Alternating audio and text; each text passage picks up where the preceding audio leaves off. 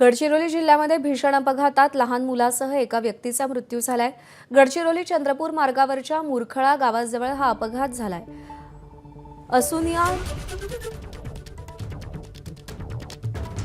यामध्ये लहान मुलाचा आणि एका व्यक्तीचा जागीच मृत्यू झालाय, तर 33 प्रवासी जखमी झालेत।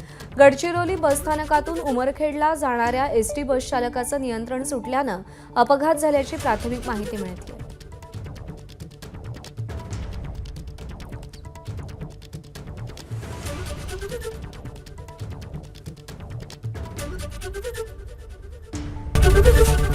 एबीपी माझा, उघडा डोळे बघा नीट।